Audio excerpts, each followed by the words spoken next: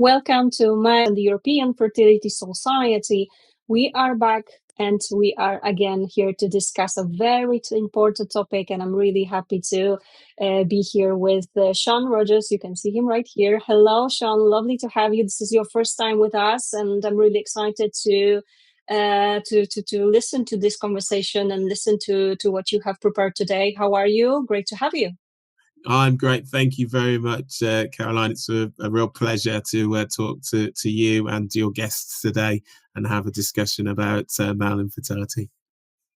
Definitely. And as you already know, we will discuss male factor today, and we will talk about sperm DNA quality, etc. And of course, we have the best person to explain everything to you. Shaun Rogers is the clinical scientist, and he cooperates with TestHim, but also LogixX Andrology.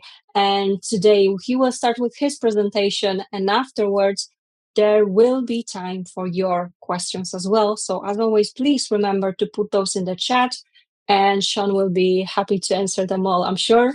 So don't hesitate. As you know, it's all anonymous, and this session is also recorded. So feel free to ask anything that's on your mind, and I'm sure we'll be definitely happy to help out as much as possible. Well, I guess we can start with the presentation, which will take around 20 minutes, and then, as I mentioned, we will go for your questions. Shaun, anything you wish you would like to start with? Yeah, absolutely. I just reiterating the things that you was just saying there. Discussion and interactions are the most key things that we can get out of this. And I feel like a little bit of fraud, but it's always a benefit for me. And I always note after performing these events how much I learn by engaging with you guys and you ladies, I'm sure, that are out there listening. So participation is really key. So I'll talk for briefly and quickly, but chatting afterwards is the most important thing. Definitely. That's why we are for sure here for. So let's start with the presentation, and you can type the questions right now or later on, of course, as well. So I guess we can start with the presentation. Certainly will do. So thank you. I have to start off by making a little bit of a disclaimer. And that the reason that I'm here is because I've been a clinical scientist, an andrologist and an embryologist working in the UK with over 30 years of experience. And I've managed IVF labs and andrology labs for a number of years. I've also provided advice for companies associated with male testing and given advice to IVF clinics around the world. I work for LogixX Pharma as a clinical scientist. I'm doing a bit of research with the University of Kent, and also do some work with Geneva Biomedics, which is applicable to retain embryology knowledge and provide guys and women and couples with advice. So today we're talking about how lifestyle changes may damage your sperm DNA. Or maybe the most important part and the more important part to think about is how lifestyle changes can improve your sperm DNA and what steps that you can take to get yourself and your sperm DNA in the best shape. So we'll go through a few points: why sperm DNA matters, what is DNA fragmentation and DNA damage, lifestyle factors that can cause that harm, how we do the testing to measure the damage. Once we identify there's an issue, how can we advise, or what steps you can take in your lifestyle that can change and give help. We'll just talk. I mean, obviously, I've come for a slant of working with LogixX Pharma, LogixX Andrology, and TestHim and the TestHim team, and I'll just talk about how we approach this testing, supporting, advising and engaging with men to make sure that we can do all that we can to keep them as tip-top and in best shape as possible and keep them in the best reproductive health. And we'll prove that by a little case study. But the most important thing is, as we've said, is having a discussion and the question and answer session at the end. Right, so why does sperm DNA matter? Us guys, we're very poor at engaging with healthcare and thinking about our bodies in general. So why should we be thinking about some of our smallest cells in the body, the sperm? But sperm DNA integrity is really essential for the man's contribution to helping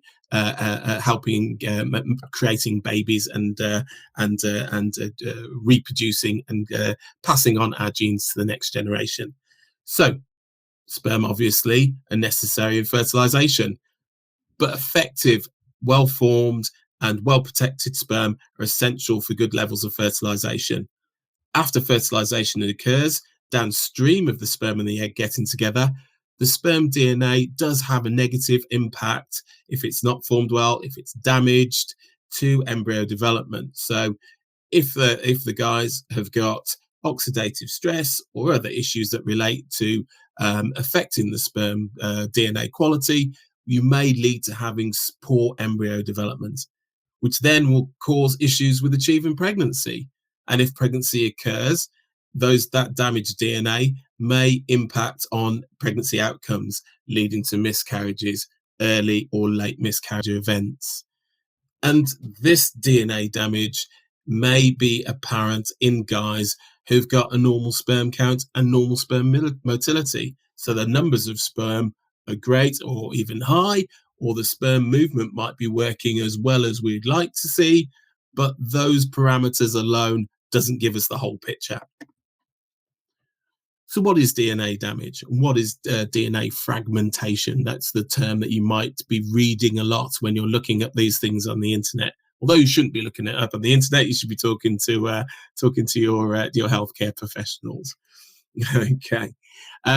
So DNA damage is usually caused by oxidative stress, and that is small ionic portions of small ionic chemicals will affect and damage elements of the DNA and cause oxidation. That's free radicals that will have active electrons will combine with portions of the DNA and oxidate it and cause damage.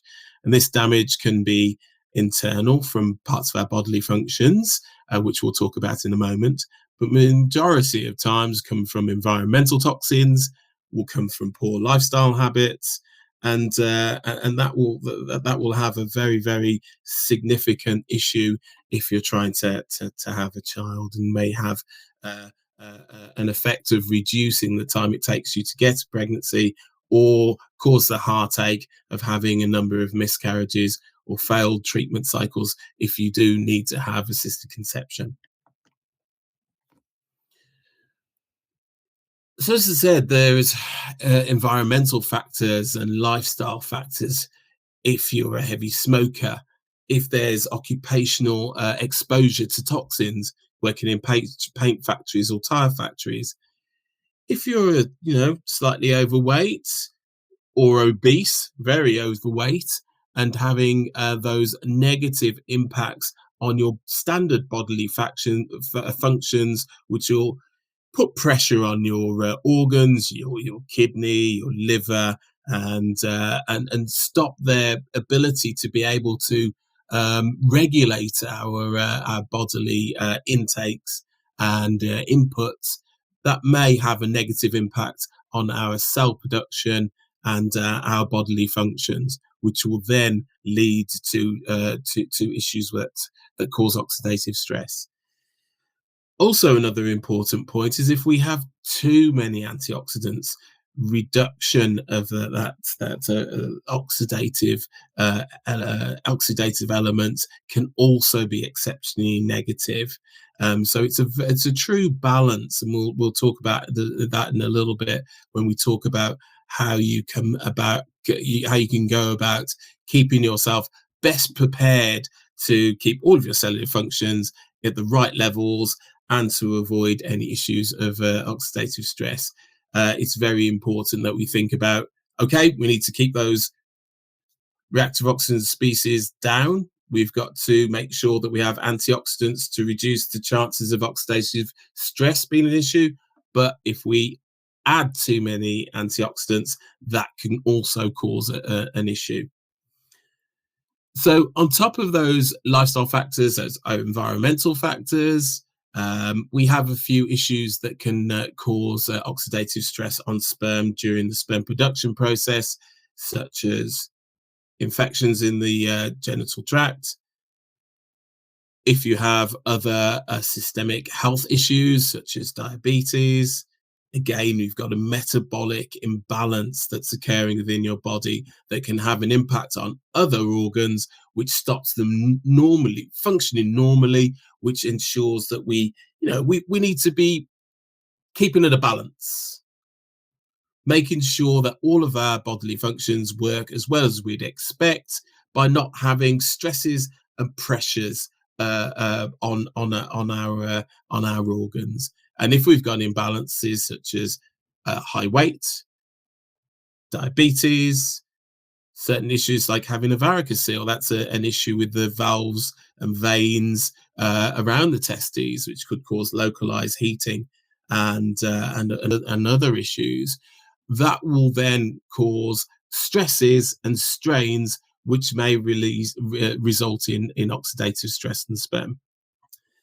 Unfortunate situations such as cancer can themselves cause oxidative stress occurrence, but generally, again, it's a matter of cellular function not working as we expect, or autoimmune issues causing cells that create free radicals that will then have an impact on the DNA quality, and that'll be around the body, but will impact itself mainly and mostly around sperm.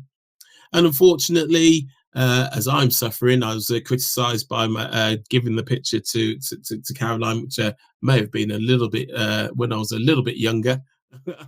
But I'm getting on a bit, as you can see by my beard, and I'm sure that if we looked at the oxidative stress levels or the DNA fragmentation levels in my sperm sample, they will be increasing a little bit as I'm getting older and getting outside my reproductive age. So aging has again those stresses and strains on your bodily functions, not performing the ability to be able to support cellular function as you expect, or cellular production as you would expect, and there is the chance of DNA fragmentation levels increasing as time goes on. But who is healthy? As I see it, the picture on the right, that guy definitely isn't healthy. He's got one fag on the go, and he's got one in his hand, ready to smoke as soon as the other one's gone. He's obviously overweight. He looks a bit tired, and he's drinking so much that he's having a beer on the street. So he's obviously drinking far too much alcohol. Okay, the guy, healthy, good looking, sitting at his laptop. Is he really healthy? Does he have a job that's highly stressed? Is he sitting for very long time periods?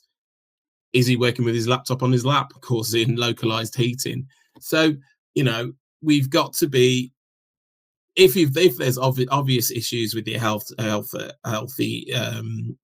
the lifestyle and your health, okay, we know that we need to combat that, but it's always important to think about testing and being aware of where we are in terms of sperm counts, sperm motilities, and additional advanced tests where we look at features such as oxidative stress and damage to your sperm DNA, just to ensure that we have that all-round testing program to ensure that we are truly healthy.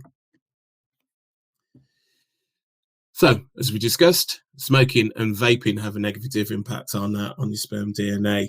Excessive alcohol intake, nutrition that doesn't support cellular formation and cellular maintenance. Having high weight puts pressures on organs, which then leads to the body not being able to be maintaining homeostasis. And obviously, if we're eating the naughty things, we might be ingesting negatives, which will have an impact on cellular production. Stress, the invisible killer and the invisible reducer of our bodily functions. It's exceptionally important that we're mindful of maintaining our good mental health and putting in play stress busting tactics to make sure that we are getting really good sleep, making sure that we are not going down the road of risky activities due to stress, and making sure that we are again keeping that homeostasis, keeping that level functioning balance within our body. Heat exposure is something that we have to be thinking. Our testicles, guys, our testicles dangle for a reason. Sperm production occurs at 35 degrees. So we have to be conscious. You might be really healthy and thinking that those saunas are great for you. And they are. They make you feel good. But we've got to be thinking about that heat exposure, that body temperature raising. And, if you're out there going cycling or running, wearing really tight clothing, we've got to be conscious of that we're warming our testicles, and although we're engaging in exercising activities, we may be doing having a negative impact as well. So it's always very good to think about how you're dressing, what you're doing, what elements in your lifestyle may have an impact, especially when you're thinking about having a baby. Okay, environmental toxins are very difficult if they are coming within our external environment. Those negative features that we can have in our society, diesel, petrol, cars, living close to manufacturing areas or manufacturing buildings, may cause environmental toxins that come into our environment that we can't control. But there are things that we can control. Being careful about those drinks that you get in plastic bottles, which have estrogen-like elements that can leach into them. Making sure that you are conscious about eating organic food that doesn't have external pesticides that's added to them. So there's things that we can't help, but we have to be conscious of, and making sure we do as much as we can to avoid exposure. But there's things that we definitely can help. And in reducing those environmental toxins that come into our food sources, our water sources, are something that we really can play a part in. So this slide really talks about what we have to do to be able to make sure that we're aware of where we are. And testing may be the most important thing to identify issues that don't show up elsewhere. We know that your doctor is going to be looking for varicoceles, evidence of infections, considering your age, considering your lifestyle, and whether you're putting your testes under stress at all, either heat or medical related issues.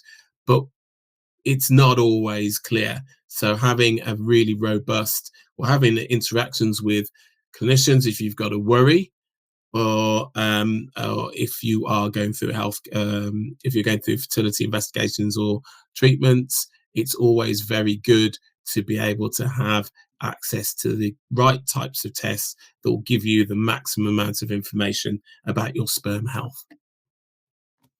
So there's lots of different ways to do it. We believe in using a test that's based on acridine orange. There are other tests you might be reading in the internet, tunnel or comet.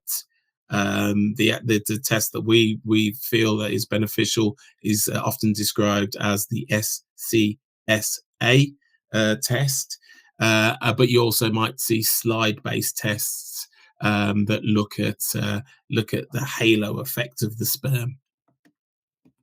But what are they all doing? What are they looking at? What are they testing?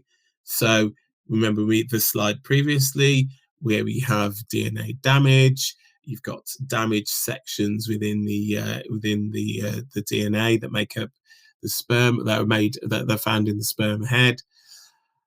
If you have that damaged sperm, it will, when you apply a certain coloured dye, it will attach itself to the sperm DNA.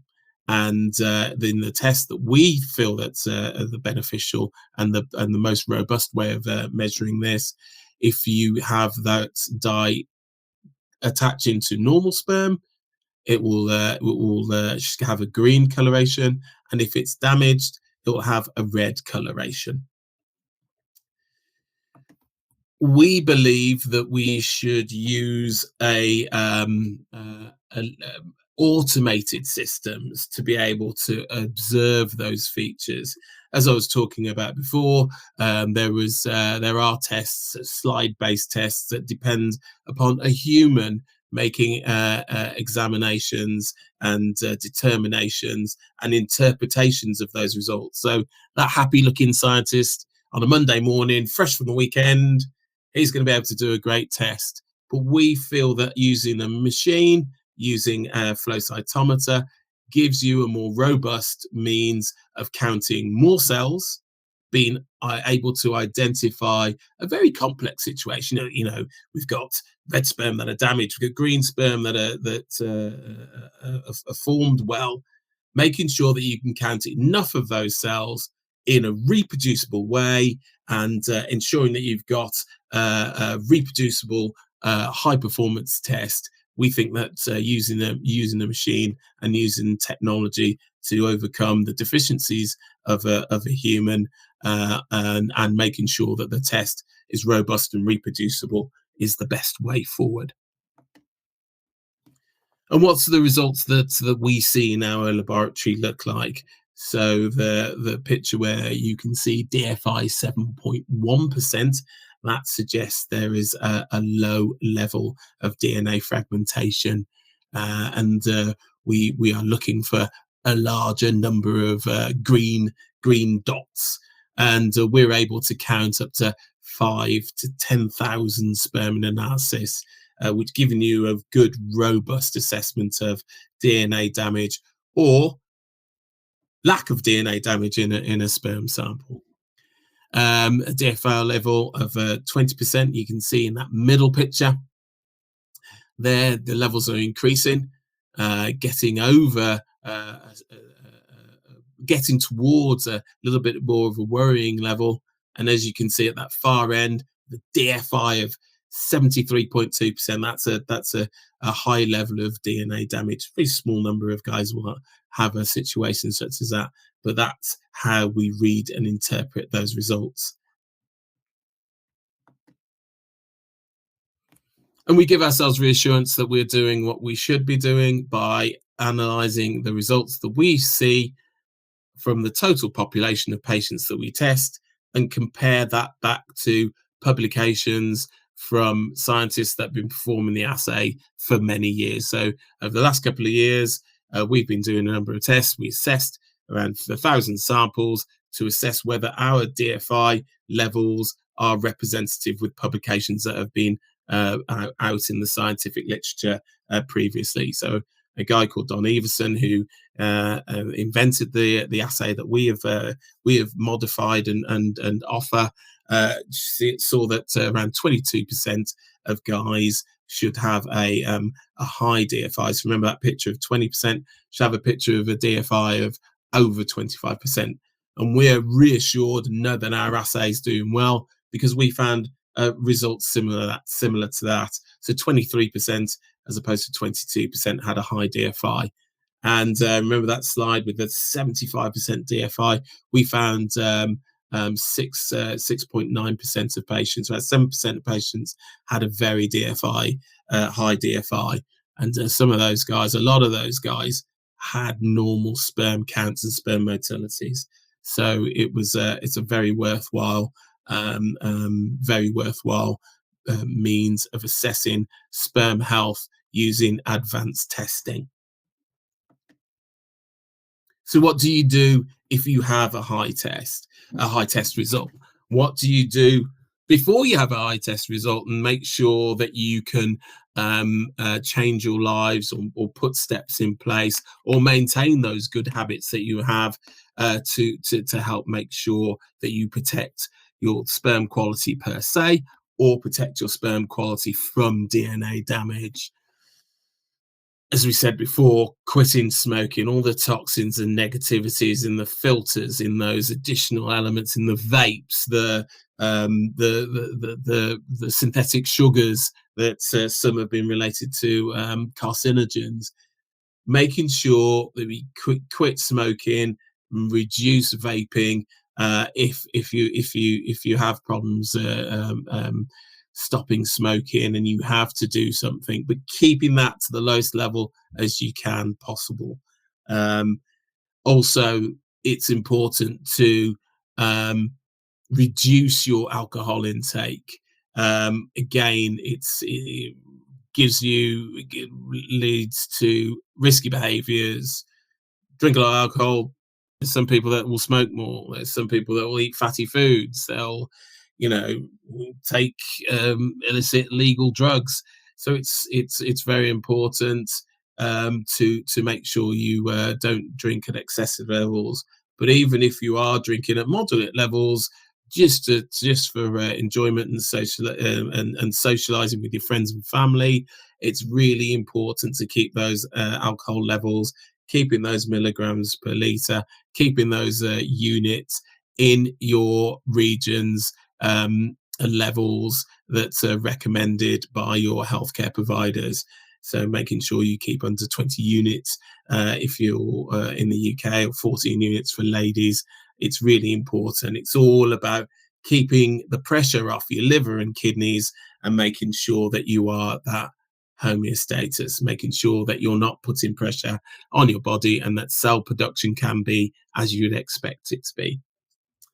So, diet, so important. Making sure that you eat 8 to 12 portions of fruit and veg, maybe more veg than fruit, to give natural antioxidants and support yourself with the right vitamins, irons, metals, and elements that help cell production. It's really, really key to we are what we eat, and putting items into us that we need to support cell growth. It's really key to make sure you've got a very good balanced diet. Be conscious about the meat that you eat, where you obtain it from. Be very, very cautious about eating over processed foods, the preservatives, the binding agents, those E numbers that we know can have negative impacts on our body. They're really, really important to avoid. Exercise moderately. I mean, I talked a little bit about wearing tight clothing when cycling and performing sporting activities. It's really important where we consider exercise in general. Exercising moderately is better for us than doing really high impact sessions in the gym and putting ourselves through great amounts of stress. Moderate exercise is the most important way of keeping healthy, not putting our body and ourselves sometimes under stress, creating localized heating, and ensuring that we are gently raising our heart rate, and building strength. So long walks, moderate runs, weight training in the gym, using building up our muscles, especially for us old guys, is really important, and helps keeping you healthy and fit, but not putting stress and pressure. And stress and pressure is discussed in number 4, making sure that we're mindful that sometimes that exercise can help, but outside that exercise regime, that we manage stress in the work environment, in the home environment. We're mindful that we are taking steps to relax, meditate, conscious of our sleep. Sleep, when we sleep, we perform the majority of our cell production and cell and organ maintenance. So ensuring that we're not overly stressed, sleeping short time periods, and that we're relaxed enough to have a very good length and good quality sleep.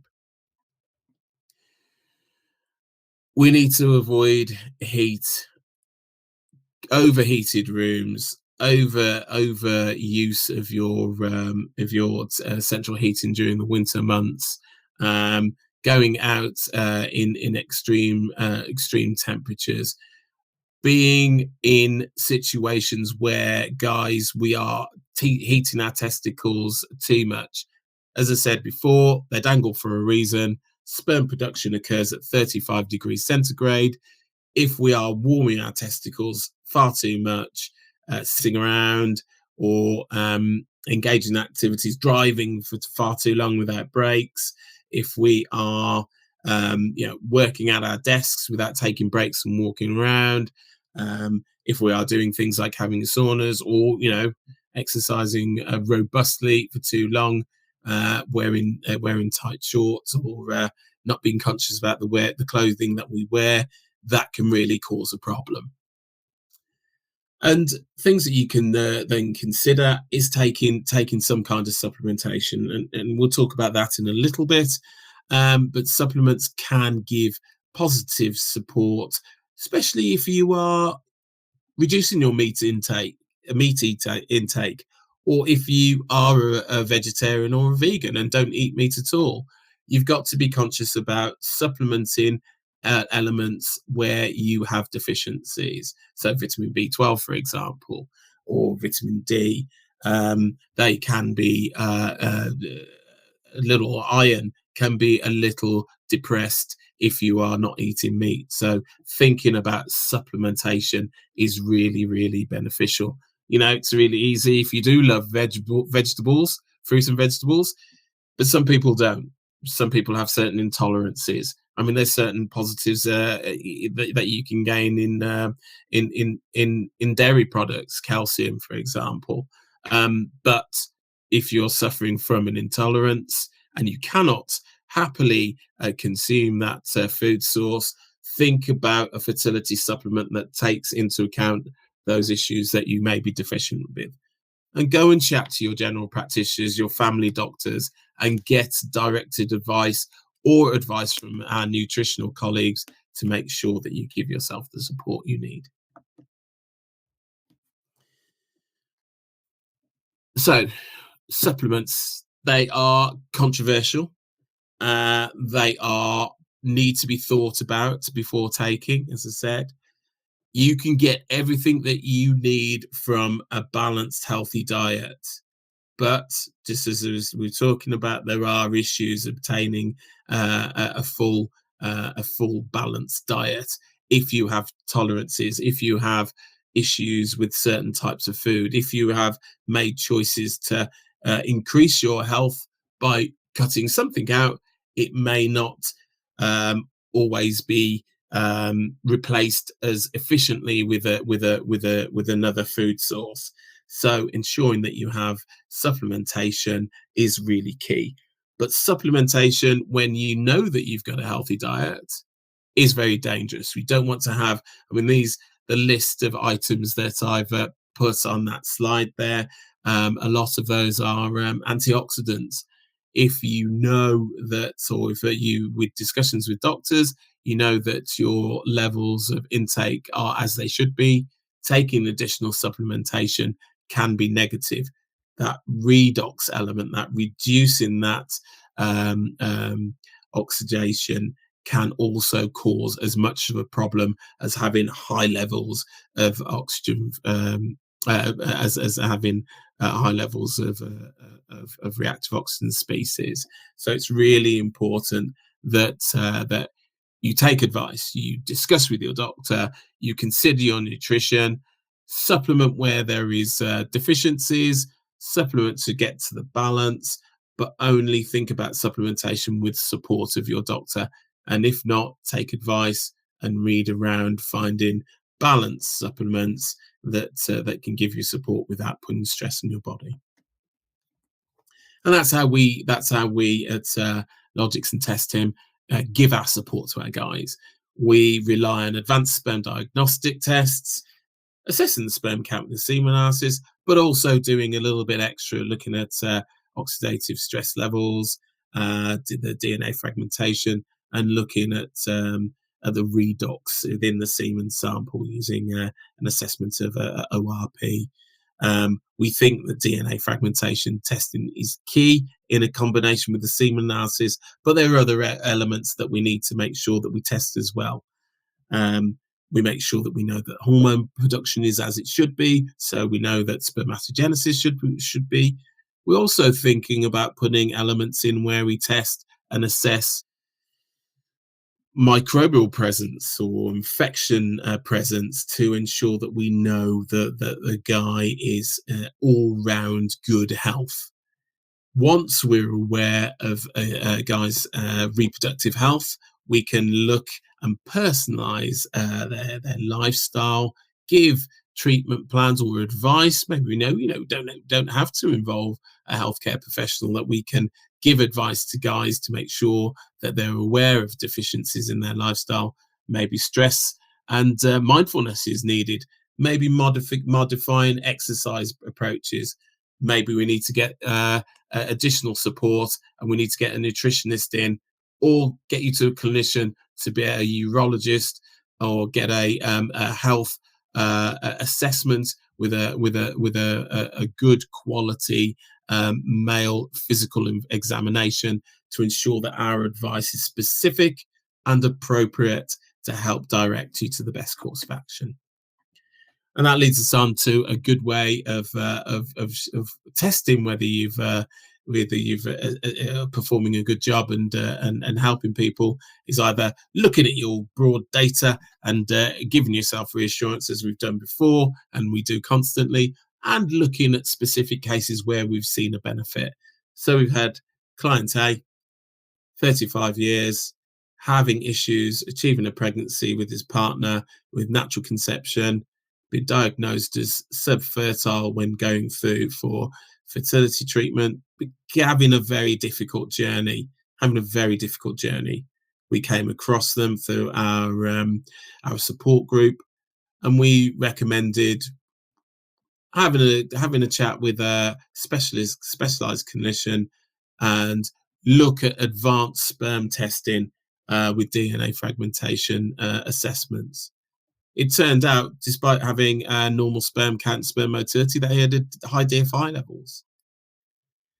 We gave advice. We talked to a nutritionist. We then determined, with the support of his clinician, that supplements would have been the best way to go, and prescribed supplements that we have scientific proof that work well, and agents within those supplements have been tested and have been put through scientific rigor and show support. After retesting in 3 months, there was a significant improvement in the DNA fragmentation levels and sperm levels as well. Even though having a good sperm count motility, they got even better.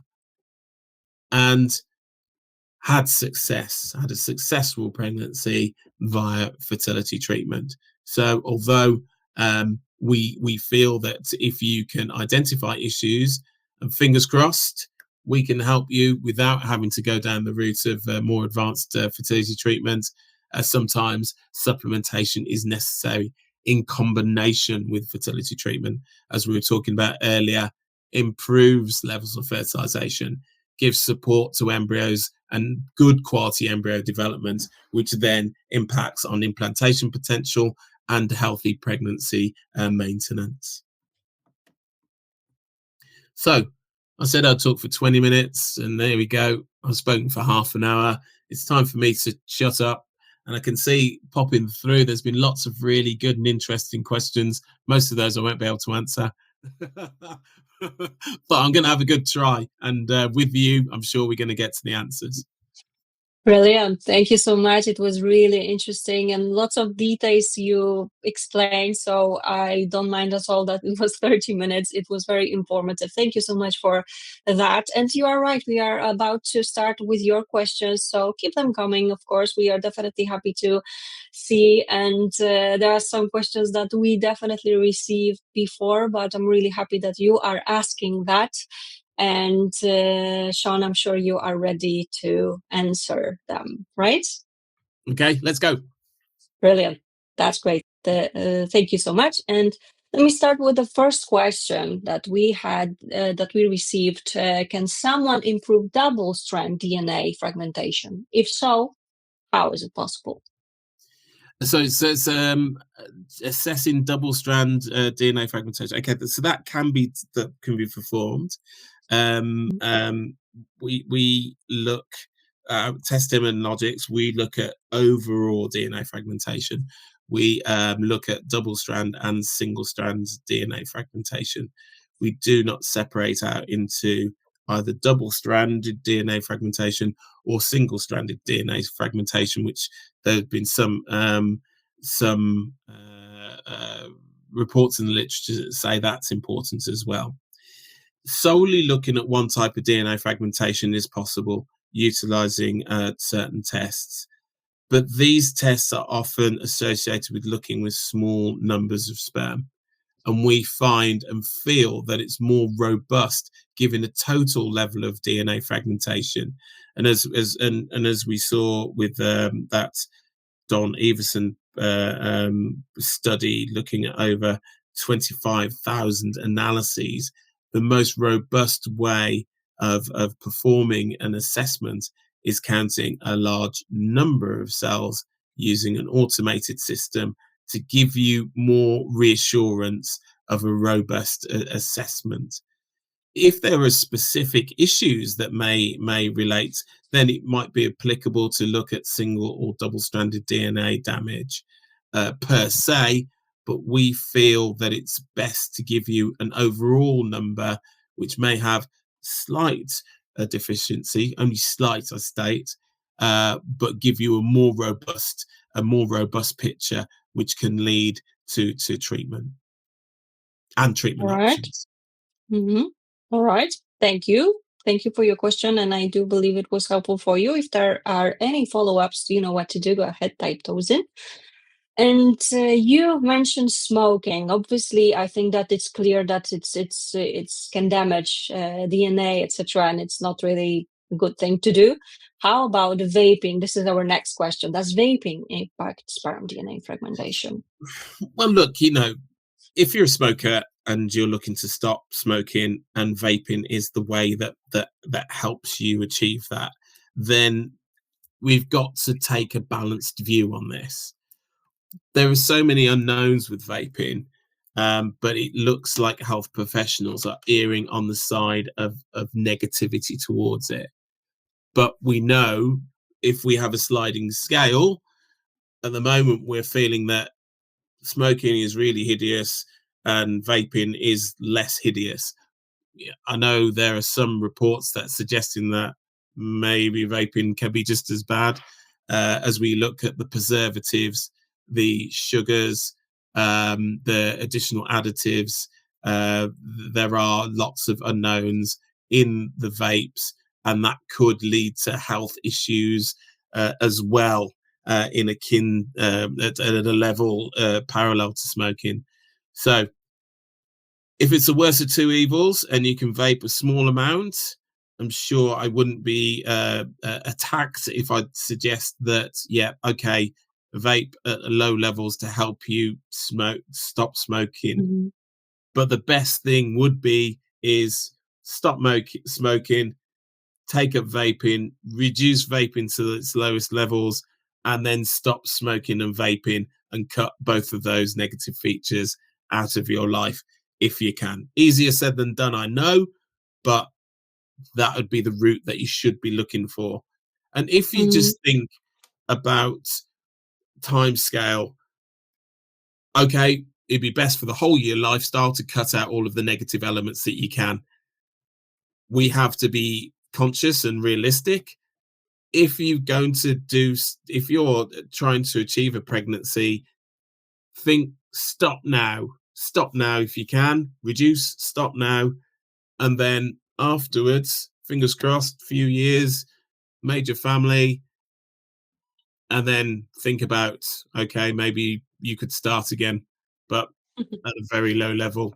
and hopefully you would have broken the habit in the time that you'd stopped, so you won't want to stop and start again afterwards.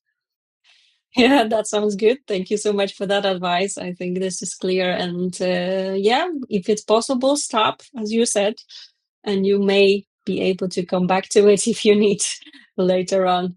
Truly a good advice, I think. So thanks a lot for that.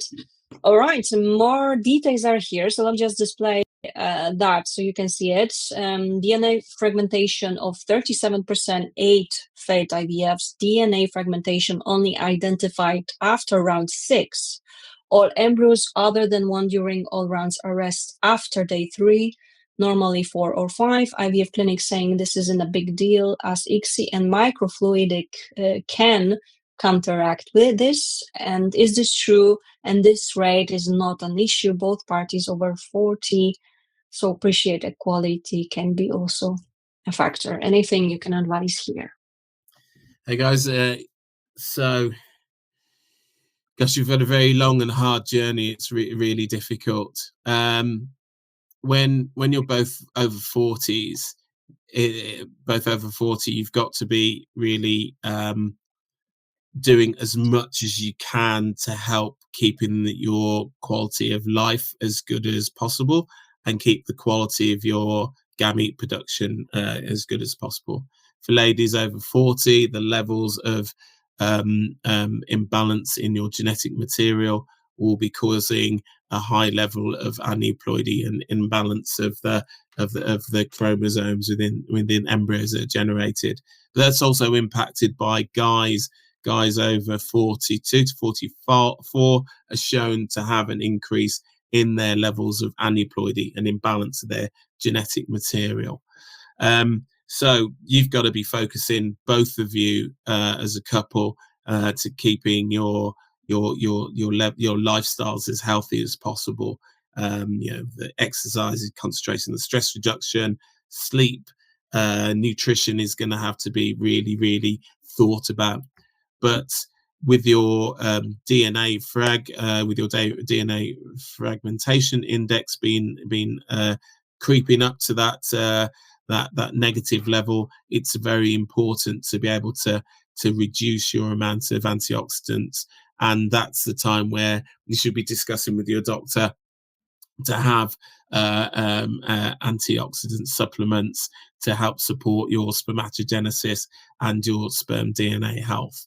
And that's important, even though you're performing ICSI, which is a really good means of selecting sperm, especially with the addition of microfluidic devices, which have been shown to reduce DNA fragmentation levels down to their bare minimum.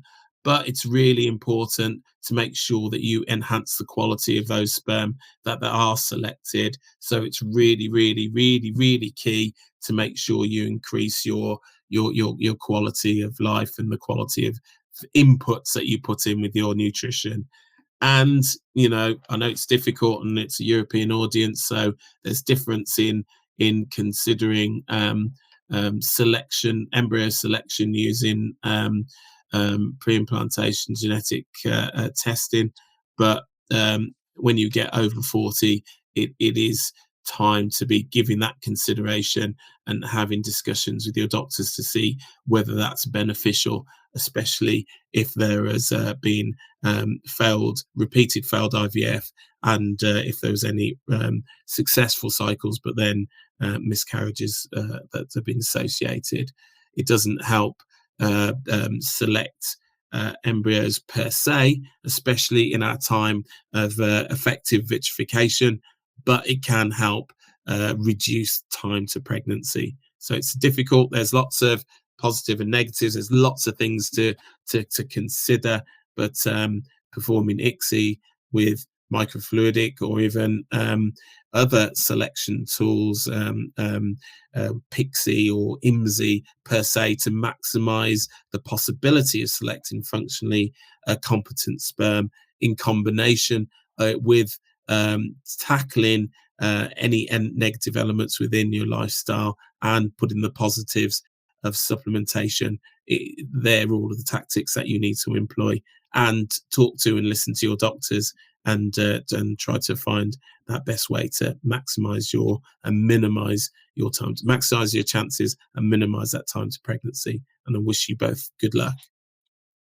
Definitely. Thank you so much. Not an easy answer to this one for sure.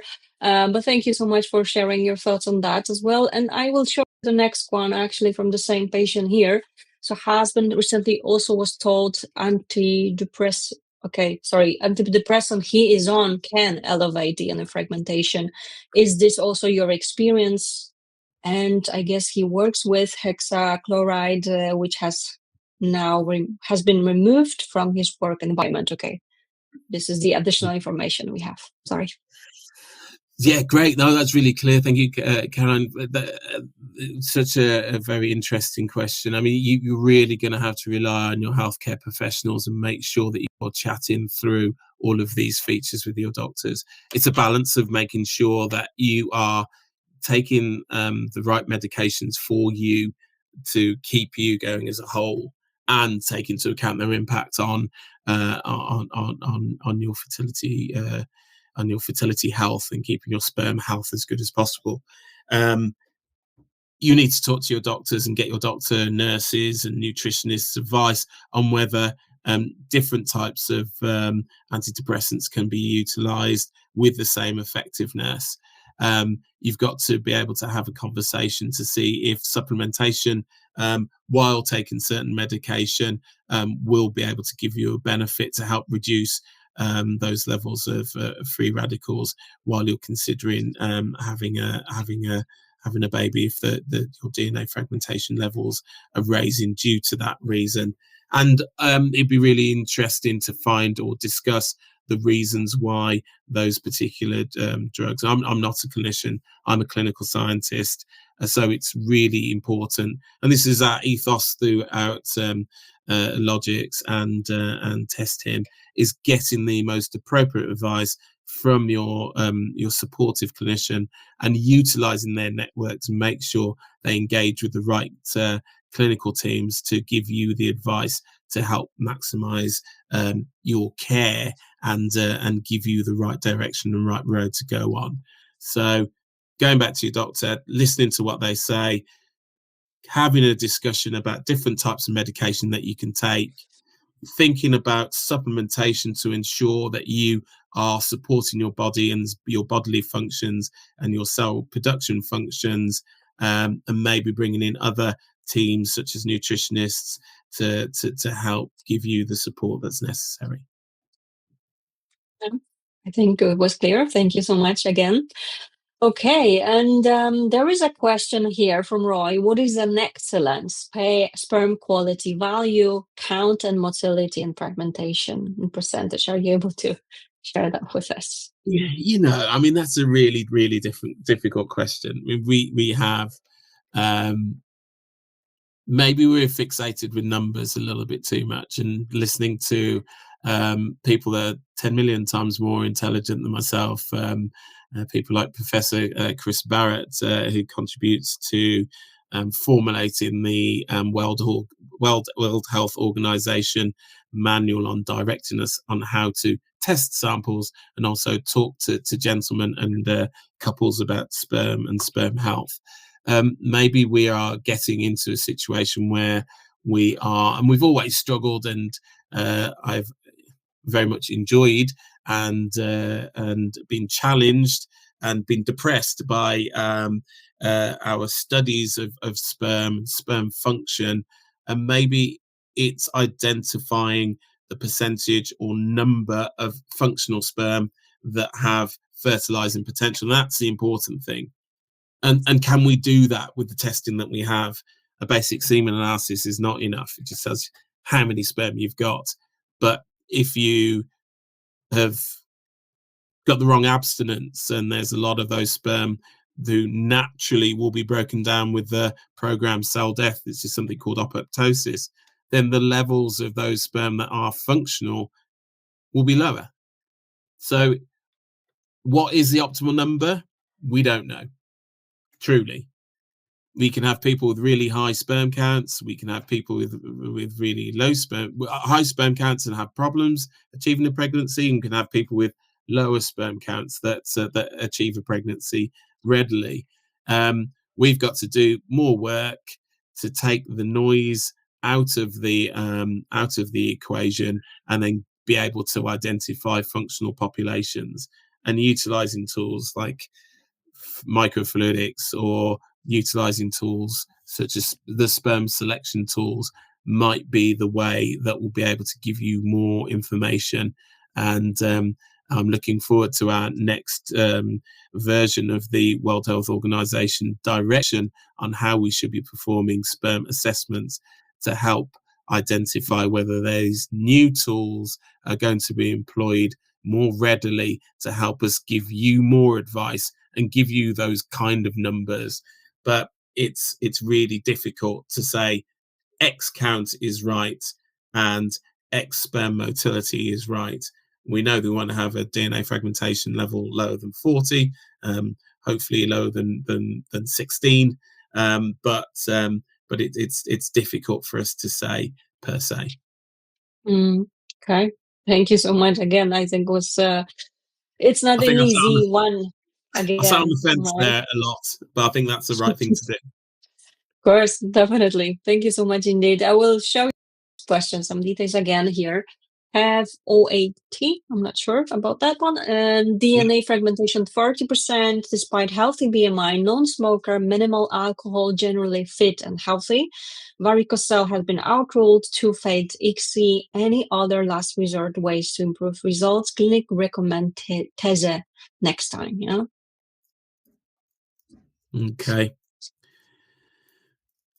Stephanie, so it's very difficult that you're in this situation, having a low sperm count, low motility, and lower morphology, more normal forms that we'd like to see, and then a high DNA frag results. You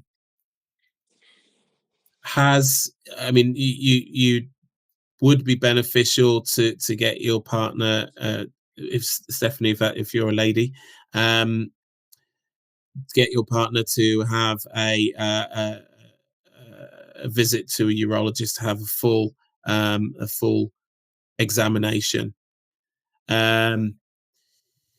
It's some clinics will go to getting sperm from the testes to try and avoid any lengthy storage within the epididymis, and going straight to the manufacturer's source to get the sperm.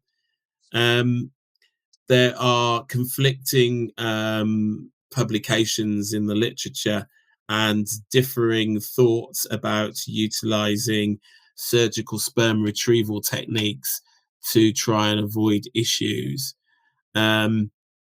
It is quite controversial to go to TZ, but as long as you have belief in your clinicians and they have robust reasoning with the right results, then you've got to build up a case to take their advice or to seek alternative advice on their instructions. It's difficult to be able to give judgment on another healthcare professional's advice that they give to you, and it's not appropriate without knowing your full history and having time to review that, to be able to say, oh my God, I can't believe they've said that, and what a terrible thing, because your healthcare professional cares about you greatly and has come to these thought processes and come to that decision not lightly at all.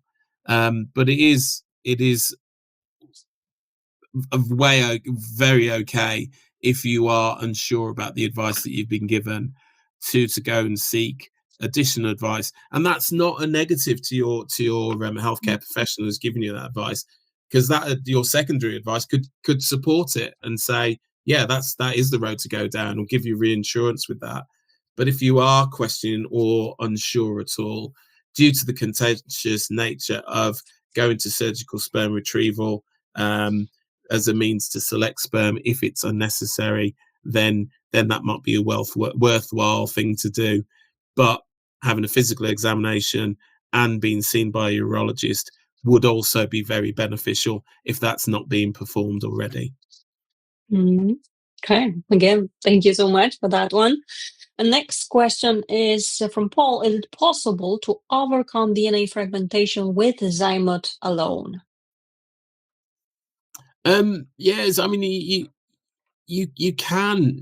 There is a great reduction in the levels of DNA fragmentation, and that it's quite interesting. I don't want to poo-poo anything or say anything negative at all, because the Zymote tool is very good in sperm selection. That's not actually true. True microfluidics either. It's not a true microfluidics device. It's a filtration device, but does give a really good reduction in DNA fragmentation levels. If you did a neat semen sample, and assess its DNA fragmentation, and if it's high, you utilize a sperm selection device, you do often get a very low DNA fragmentation level, and it is good. It is a good tool to utilize, but if your car was broken and you put it on a trailer to get yourself from Edinburgh to London, you wouldn't say that was the most effective thing. You would say, let's investigate and let's try and fix the problem, and maybe you'd be able to drive your car yourself. Okay, you might need to have assistance, you might need a new engine, you might need this, that, or the other, but it's always good to find out what the issue is and try and put some steps in play to try and have improvements. Utilizing tools, brilliant.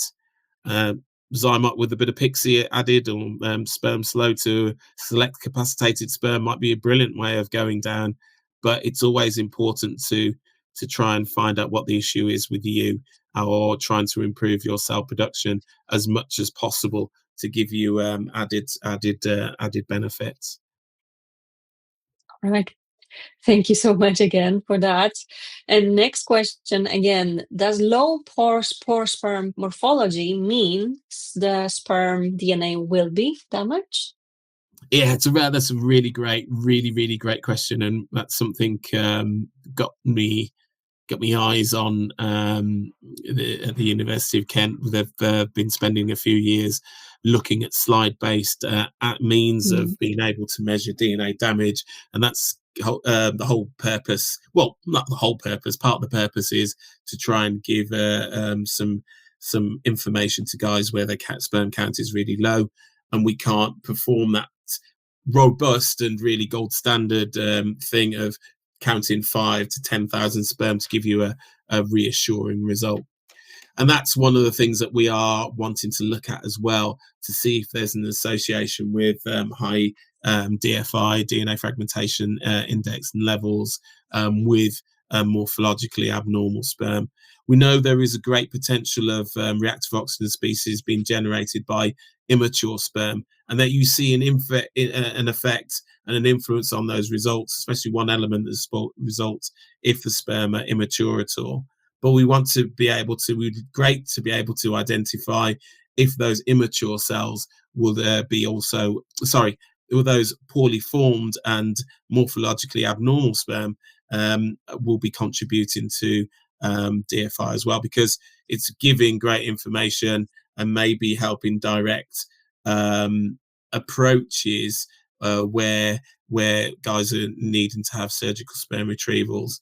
You've got immature cells, you've got poorly formed cells, or you've got cells that haven't fully gone through the spermatogenesis process and maybe appear to be morphologically abnormal.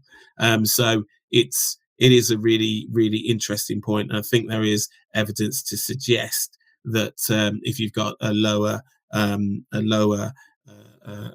morphology score, there is a higher potential for you to have a high DFI. Okay, thank you so much again. Lots of great questions. Thank you so much for those. And now I will share with you two parts, okay, of the question, because this is from the same patient, from Kathy.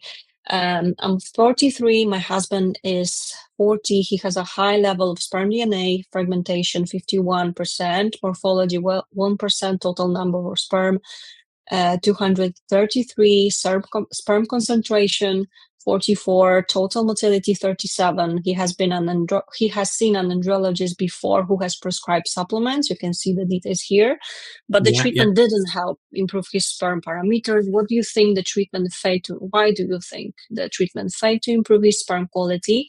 No varicocele was found during consultation. No infection was also found. And sorry, let me show you the next part of it. Lots of details, but I think it's best for me to just show it to you. Sorry, give me a second. I need to show you. Sorry. Non-smoker, no alcohol. He used to cycle a lot, but has now reduced their activity. He has normal BMI, hypothyroidism, but he takes levothyroxine for his condition. We've had 3 miscarriages, all conceived naturally, plus a failed round of IVF with donor eggs, 3 embryo transfers, but no implantation. With our donor cycle, all 13 donor eggs were fertilized, 11 initially, but by day 6, we were left with only 3 blastocysts. Low blastulation rate, Fertile plus, and ICSI were used. And what could be the solution? In this case, he strictly rejects the idea of using the sperm donor. Lots of details. Yeah, gosh, lots of details. And Katie, I mean, it's very difficult for me to be able to assess your situation, your partners, very quickly like this. I mean, what are your thoughts on using donor sperm when you've achieved pregnancies naturally? I don't. There could be a way forward utilizing your own with both of you using your own gametes. Depending on your age. Did I miss your age? Are you? Yeah, 43, and partner is 40. Yeah. 40. Okay. Yeah, this is very complex. Definitely. And you've gone such a difficult journey. My heart really truly goes out to you, both you guys. Any thoughts on the first question? Why do you think the treatment failed to improve the sperm quality? You see the supplements were prescribed, etc. So if you can help with that, perhaps. Any ideas? Yeah, I mean, it'd be good to be able to look at those semen analysis results and reports and see how many days you abstained from sexual activity to be able to give some kind of thoughts on that. I take it your ovarian reserve is quite low, Casey, since you've gone on to, and the fact that you're 43, the need to go on to having donor oocytes as a form of with assisted conception. It's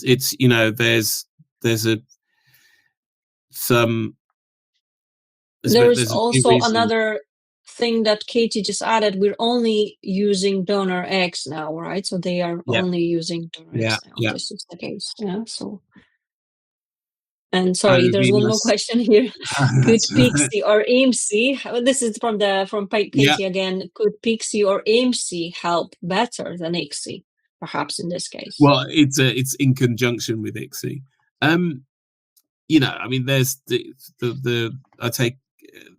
there are some question marks on the validity of IMSI and B.Sc as add-ons to assisted conception. In the UK, especially, there is a question mark on its effectiveness. I've spent some time in an exceptional facility in Paris with Guy Gattuso and his team and colleagues, where they performed optical IMSI and showed exceptional fertilization rates and great pregnancy rates as a last stop chance where people have had failed treatment. And we've seen in the scientific literature the positives of utilizing B.Sc where it's using hyaluronic acid as a means to select sperm. But still, the evidence from the randomized controlled trial didn't show a total benefit. I mean, there has been some benefits when the numbers have been and the cases have been reassessed and looked into in great depth and showed some positives, but overall there wasn't a benefit shown. That aside, there has been reports in the literature of the positivity of those techniques in combination, and I would think it would be beneficial if you were to utilize his sperm and not go down the donor sperm route, that you did additional tools if your clinicians felt that it was beneficial for you to utilize that. And if you as a couple or as your partner didn't want to go down the use of donor sperm, it's a very difficult conversation that you guys are going to have together, and identify where you are and how you feel with assisted conception. And then that, you know, there's also the considerations of pre-implantation genetic testing, and where you guys put a ceiling on having assisted conception. What's that point where you stop? You know, if you were to consider having embryo donation first, and then where do you feel that you should stop having assisted conception and either have a childless or an adoption lifestyle? I know there's very, very difficult points that you have to consider, but they're all the things that you have to, all those different considerations. Why the sperm improvement didn't occur, it's difficult for me to say without knowing a bit more information and having the contribution of a clinician, a urologist, gynecologist, and the nursing teams. Your kind of case will be discussed in a multidisciplinary team where we get everyone's viewpoints, experience, knowledge, and looking at the way stimulation and pre-treatment preparation has occurred. There's so many facets that come into play. It'd be good to have a urologist's viewpoint on the potential of subclinical infections. Do we know what his leukocyte count numbers are? You talked about his thyroid deficiency. Are there confirmations that spermatogenesis is occurring as we'd expect? And his hormone levels are at the right levels. Seeing that spermatogenesis seems to have some deficiencies, with the morphological forms being low, despite the sperm concentration numbers being exceptionally high. There's so many facets and features to really consider. It's really difficult for me to comment, and I don't think I've got the wherewithal on my own to be able to give you directions. Sorry, I really do apologize. It's okay, of course. I mean, as you mentioned, there are different aspects, lots of them actually in one. So definitely, this is something that anyone would need to evaluate thoroughly. So we would definitely need more information as well. But thank you so much, okay, for sharing as well. And of course, if you wish, just get in touch with us directly, and we were always happy to simply forward any of such questions to our team, to our experts as well. And I'm sure they will be happy, including Shaun, to help out, to have a look and help you out, maybe that way as well. Thank you so much. And more questions are here. I would like to ask you, can I take both Proxid-Men and Puna Lipin Plus for DNA fragmentation? Yes and no. You need to test. You need to make sure. Love Proxy Plus. And what was the other? I will show it to you. I'm not familiar with this one, actually. Puna Lipin Plus, something like that, yeah? I'm not too sure about Puna Lipin Plus. Okay.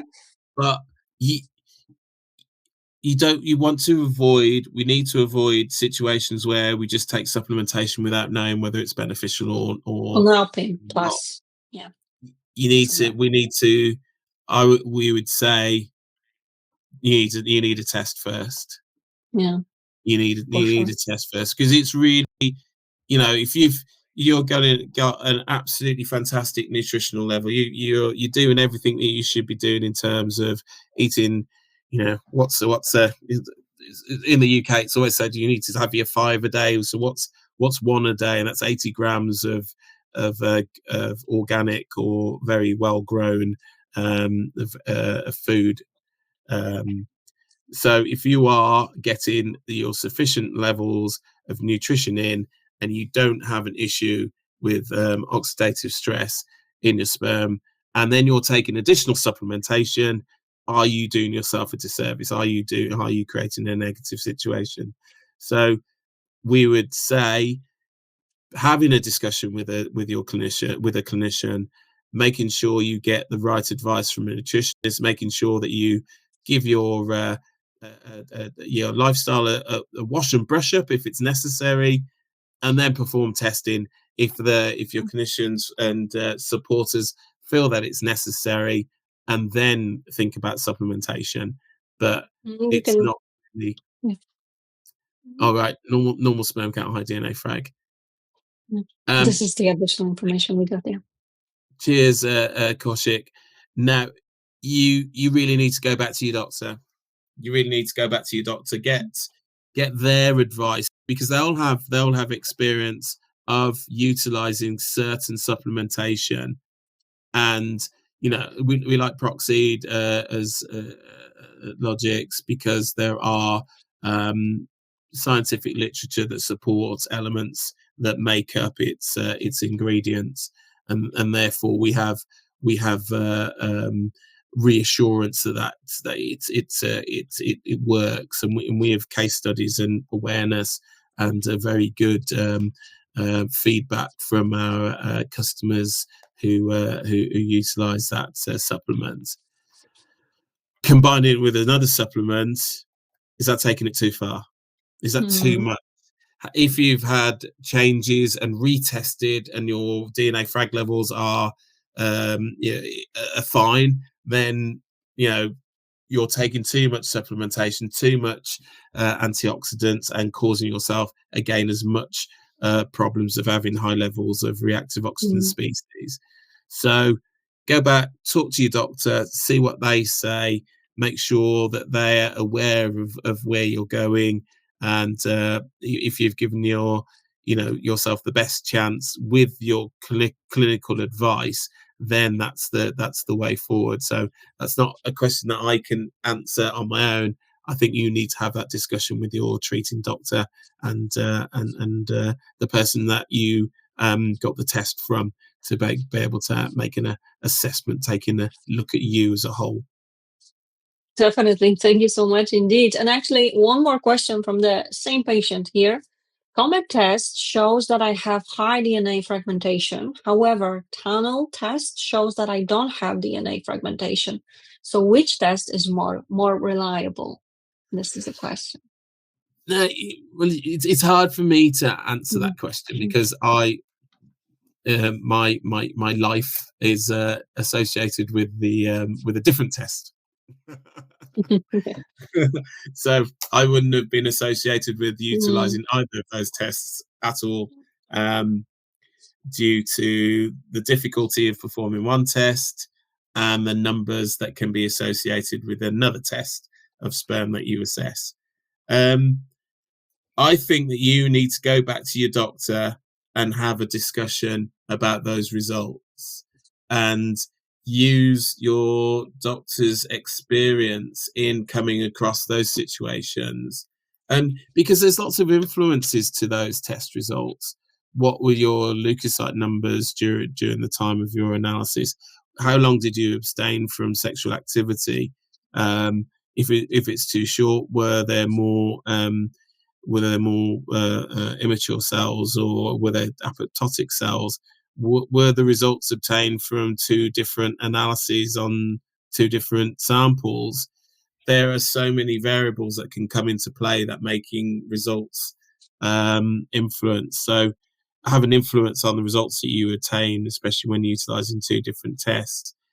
I'm not an expert on either of those tests. I'm not an expert on on SCSA, but that's the test I know more about. And I think you need to go back to your doctor, have a discussion, get a feeling for what their thoughts. Make sure you're comparing apples with apples. So just a saying in the UK, but it's if you're trying to compare apples and oranges, you're going to say they're different, and you're going to get a different appreciation for them. So you make sure that you're looking at like for like, or if there were a difference in the time that you were having the test done, what could there be? What could the reasons be that you would get a different result? Definitely. Thank you so much. Now I will show you some details again. So let me just display it. So below are my number results. How can I make it better? My age is 40. My partner is 39. Anything you can advise? Everything looks great. Everything looks great. Ransol numbers look a little bit getting up there, but there are going to be some Ransols in a semen sample, all depending on the time and whether having leukocytes in a semen sample isn't a bad thing always. So there is a level that's acceptable. Do you need to make it better?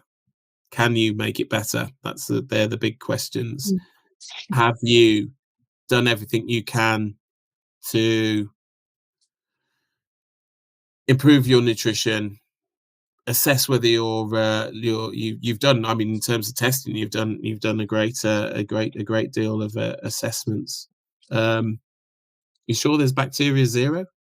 That's a question.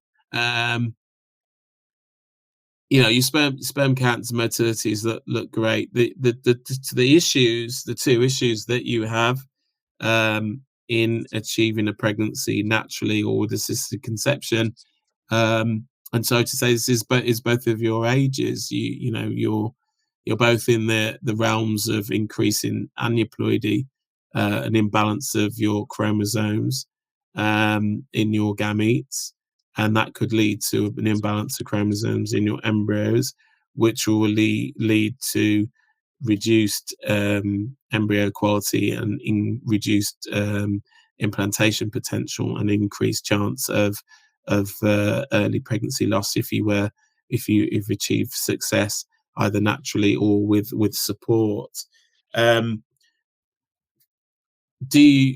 What you guys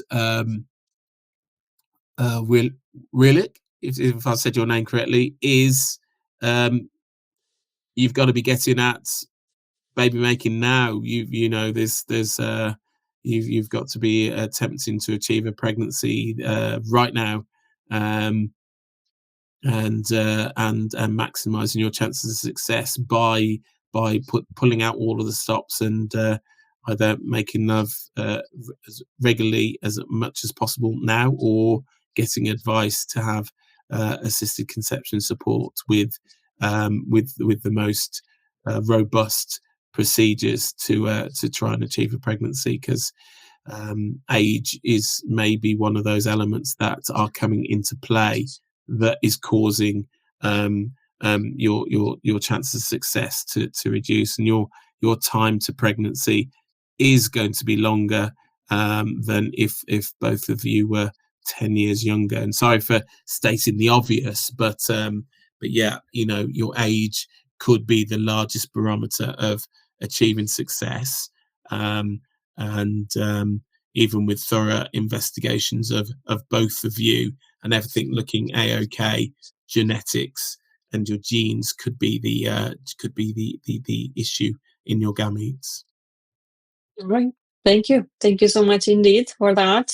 We will be slowly finishing. So if you have any more questions, you can still write them in the chat. But I just also want to let everyone know that it's recorded and it will be available on our website. Someone asked about it. So definitely it's recording and it will be loaded tomorrow on the website. And in the meantime, let me just show you the next question here from Melinda. Is MVF&x better for sperm selection than P.Sc? Can P.Sc actually increase DNA damage? This is the question. MFSS. Oh, I'm not sure what Yep. that is. Okay. Something microfluidic sperm selection. Okay. Yeah.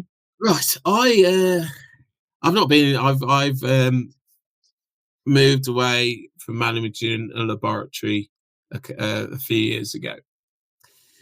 If I was back in the lab, what would I be doing? Would I be using microfluidic devices away from P.Sc, using hyaluronic acid as a means to select sperm, or would I be using them in combinations? I think I would be either doing ICSI in a straightforward way, the traditional way, or I'd be combining all of the tools to perform ICSI. I think that would be the route that I would be. If you need to have sperm selection, I would sperm select to the nth degree. That I think that is the way that I would utilize that. And my reasoning for that is, I know that if you're using even non-microfluidics, Zymot isn't microfluidics, it's filtration. Or I was using a microfluidic device that actually did challenge the sperm in a microfluidic method. I still would want to combine that with ensuring that I was selecting capacitated sperm. So I think I would be doing microfluidics, then utilizing additional selection tools. I prefer sperm slow than P.Sc to be honest. And then I would actually want to increase the magnification, and I'd like to put a portion of IMSI in it to magnify those sperms, to try and look for those morphologically sound sperm as well. So I wouldn't have any fear that those techniques in isolation would increase DNA fragmentation. I would expect all of those tools to decrease DNA fragmentation, and I would expect utilizing more advanced means of sperm selection if you've had reduced fertilization or had miscarriage events, where female factor issues have been ruled out. I would use every tool in my toolbox to help select the best sperm. All right. Okay. Perfect. Thank you so much again. Two more questions from Mark, actually, and we will be finishing. So, what is the ideal abstinent before providing a sperm sample for IVF/ICSI treatment? No, I'd be crazy to argue against the directions of the World Health Organization manual. So it's just 2 to 7 days is the abstinence period that we should utilize for a semen analysis. But I think we should need to put a little bit of consideration when you think of eminent professors who have been considering this feature and try and influence the World Health Organization scientists when they recommend the abstinence period. I think 5 to 7 days is too long. I don't think I would be told off by eminent professors if I said that. And there are some people that suggest that, having an abstinence period of 1 day, or having an abstinence period of 1 day and producing 2 semen samples will take sperm that have got the highest implantation and fertilization and implantation potential. Somewhere in between makes it easy for gentlemen. So I would think an abstinence period of around 2 to 3 days would give you functional sperm, a good level of functional sperm, reduce the levels of immature sperm in ejaculation, and decrease the number of sperm that are going towards producing apoptosis. But we've got to do more studies to establish that, and we've got to work a little bit harder to find that sweet spot in terms of abstinence. But definitely around the 2 to 3 days would be far better than a longer abstinence per se. We know, looking at past data on intrauterine inseminations, that if you have a low abstinence time, everything doesn't have an impact on your ability to achieve a pregnancy with IUI. If you're got a sperm in the normal levels in terms of count and motility, where you've got sperm counts that fluctuate greatly, it's been shown to reduce those chances. So there's evidence that say that your DNA fragmentation levels will be better with a lower abstinence period, and the percentage of functional sperm is higher. There's a number of studies that support that approach, but there could be one or two little downsides if your sperm production levels isn't consistent across the board. So long abstinence, definitely bad. Shorter abstinence, there's lots of intelligent people that are saying that's the right way to go, but there can be some small negatives. So if you go a little bit more towards the middle, then maybe that's better for you. Brilliant. Thank you so much indeed. It's good to remember that because, as you said, it can vary as well. So thank you so much for that. And Mark, as I mentioned, I had two questions. The second question is, would assist on epididymis affect the sperm quality? Sorry? Assist on the... would assist. Oh, yeah, right. Yeah, it depends on the size of the cyst. I think you need to discuss that with the urologist. I have cysts on my testicles. I'm oversharing now. My sperm numbers haven't been lowered, so it can be fine to have cysts in the testes, but you need to be able to assess those cysts, combine those results with analyses and advanced analyses, and take advice from urologists to see the impact of those cysts. But per se, just across the board, having cysts may not be the most negative feature, but you need to be discussing that with the urologist, getting robust advice, looking at all of the examination, the results of tests, to be able to see the impact of that and whether it is significant or not. Definitely. Thank you so much again for that. And this is again important to, as you said, most of the time you just need to check with your andrologist, of course, as well, urologist as well. And finally, I think we can still answer that question from Katie. This is a short one and we will be finishing. But of course, remember, if you have any more questions, I'm sure Shaun and TestHim team, as well as LogixX, they will be happy to help you out with some more details. And I'm sure they will ask for more details from you as well. And the question is, could B.Sc or IMSI help better than ICSI?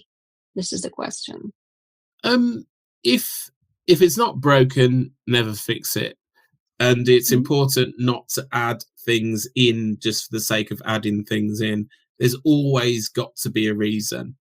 So if there's an observation that has occurred and makes a concern, which is then related to results being poorer than you would like, and then there is another tool that you can apply with reasoning and justification, then it should be considered and discussed, and then the merits of that weighed up. It's we get ourselves in lots of problems when there is a supposedly next best thing that's just applied across the board, because you'll never see a benefit, and that will lead to regulators saying, oh my god, you've got to be, use of that tool, use of that technique is not correct. If there's sufficient evidence that shows it gives a benefit to a population, if you've got sufficient numbers, sometimes randomized controlled trials can give you a direction if something's positive or negative, but sometimes you can look at other data sources such as big data if it's utilized in a large number of cases and has found a subpopulation where it's applicable, then tools can be utilized, but they always have to be utilized really carefully.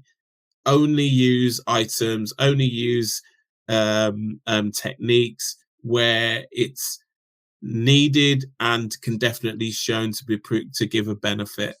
We don't want to be experimenting. So they're the conversations that you need to have. Look for indications of whether it give you benefit. Look at past history to see if there's been a deficiency.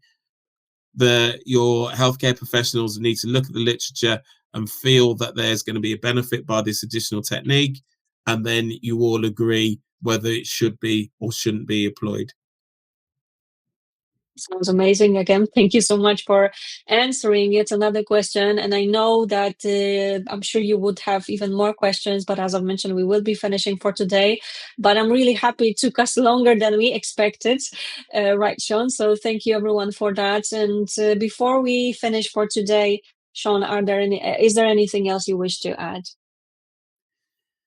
No, it's just to say thank you. Thank you guys for participating and sharing your questions, and thank you for sharing your journeys and giving lots of intimate information about yourselves. It must be very difficult, and I wish you all the success and fingers crossed to get either a lovely bouncing baby or the knowledge that you've done everything you can to try and achieve a pregnancy, or success if you have to go down the adoption route or decide not to have kids. They're all great options, and giving it the best chance and ensuring that you've investigated fully is the most important thing, and then getting closure either with kids or without kids can still give you a fulfilling life, and I wish you all the best.